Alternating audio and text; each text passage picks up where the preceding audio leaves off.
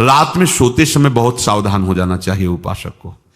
वैसे तो हर समय सावधान, पर सोते समय ऐसे सावधान होना चाहिए जैसे मृत्यु के समय योगी जन अपने सारे इंद्रियों को समेट लेते हैं और अपने स्वरूप में, अपने प्रीतम के स्वरूप में लगा देते हैं। तुम रोज शयन के समय ऐसा अनुभव करो, मैं नींद में जा रहा हूं या मृत्यु में जा रहा हूं, इसमें कोई फर्क नहीं पड़ता। पता नहीं आंख खुले कि ना खुले। कितने ऐसे हैं कि सोते ही रह गए। आप अब बेहोशी की हालत में जा रहे हैं, नींद में जा रहे हैं, तो एक समय रखो कि आप अपनी शैया पर इतने समय ही जाएंगे। एक नियत समय रखो। हमने देखा है साधकों का एक समय होता है कि 10 बजे हमें लेट जाना है, सोना नहीं, लेट जाना है, और लेटे हुए भगवत चिंतन करना। अब जब सो गए तो सो गए, नहीं सो गए तो उसमें हमें टेंशन नहीं लेना कि अभी नींद नहीं आई, 10:30 बज गए, 11 बज गए, ये नहीं। आंख मूंदी, मंत्राकार वृत्ति, तो बिना नींद की गोली के सो जाओगे। यह है ऐसा। भजन में मन लगाओ, सो जाओगे। जिनको नींद ना आती हो उनके लिए सही दवा है, आप नींद का चिंतन ना करके प्रभु का चिंतन करने लगो। देख लेना आप कब सो गए पता नहीं चले। और अगर सौभाग्य से नींद ना आई तो नींद में जो इंद्रियों को पुष्टता मिलती है वो होता है संसार का विस्मरण। नींद में खास बात क्या होती है कि संसार का चिंतन छूट जाता है, फिर वो मस्त हो जाता है।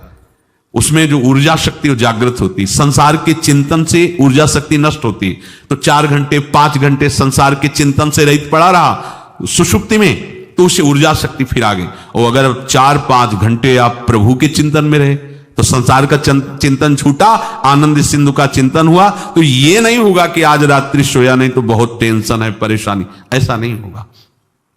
भीष्म जी आज्ञा करते हैं रात्रौ च कृष्णम।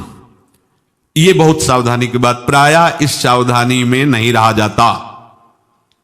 बचपन से सदगुरुदेव भगवान ने यही शिक्षा दी थी, गुरु कृपा से ऐसे उपदेश मिले थे।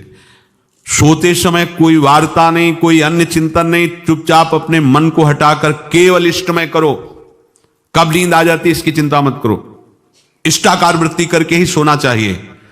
तो आगे जो लिखा है पुनरुत्थिताय, जब उठो तब वैसी वृत्ति, तो कुछ दिन बाद स्वाभाविक हो जाएगी, स्वाभाविक हो। अपने तो इतना तक देखा है कि जैसे आधा पद में होश रहा और निद्रा आ गई, तो जब चेतना आई तो उसी पंक्ति से जहां से होश गायब हुआ था उसी पंक्ति से जागरण प्रारंभ हुआ। ऐसा ही जब ऑपरेशन के समय बेहोश किया गया था तो उनसे कहा था हमें बता देना कुछ मिनट पे, तो उनका हाँ लगाने वाले इंजेक्शन और कुछ ही सेकंड में इसका सरम, बस। तो जो पद चलाया था, जब होश आया था तो वही पद चल रहा था, मतलब बेहोशी में वो पद अपना अधिकार किए हुए था। ऐसे नींद भी तुम्हारी भजन हो जाएगी, समाधि हो जाएगी, यदि आप सोते समय प्रभु का चिंतन करेंगे। बहुत ही सावधानी की बात है।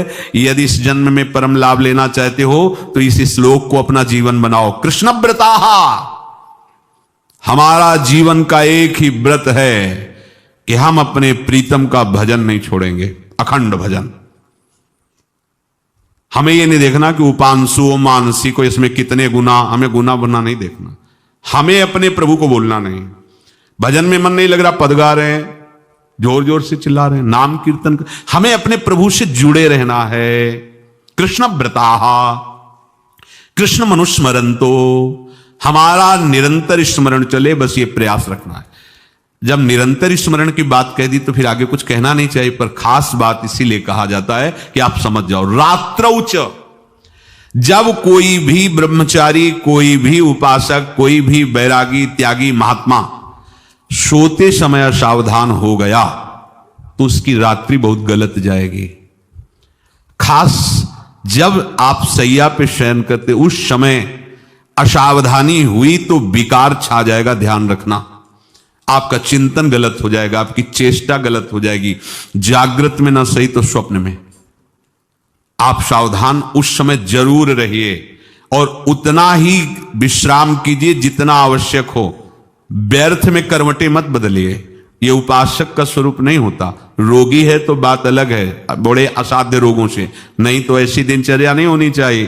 कै बजे? 3:30, अभी आधा घंटा तो है, फिर कमर ओढ़ लिए, ये साधक का नहीं होता। उचित समय, जो मान लो 4 घंटा विश्राम का, तो अब ये नींद का विषय आओ या ना हो, हम तुम्हारे लिए पुष्प बिछा के नहीं बैठेंगे कि आ जाओ आ जाओ, आ जाओ। नहीं आई तो अब ये नहीं गया, अब इतने समय नहीं आए थे, अब 4 बजे उठने के समय कैसे, नहीं, ये फेंका। उसमें विचार नहीं किए, पहले फेंको और सैया से नीचे उतरो, भूमि को प्रणाम करो, आगे बात नहीं, वो फिर आपको ऐसा होता है 10 मिनट में तो कोई बात नहीं, 10 वो पार कर देगा, घंटा दो।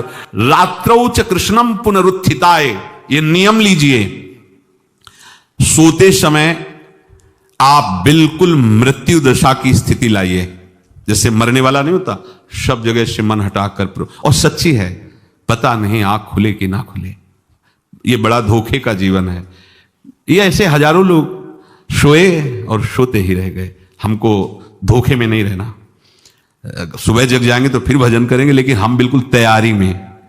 तो जब ये था कि किडनी कभी भी फेल हो सकती, तो हमें ज्ञान तो था नहीं ऐसा उस समय, तो हम रात्रि में जब शयन का समय, तो कपड़े कौन थे, कोई पैंट शर्ट थोड़ी था, सब हटा चला, ऐसे रज लगाई, राधा वल्लभ जी को ऐसे बांधा, चरणामृत लिया, पूरी तैयारी में, क्योंकि पास कोई था नहीं, तो ये होता था कब मर जाए, कैसे बताएं कितना सुख, एकदम युगल चरणारविंद में तदाकार होते।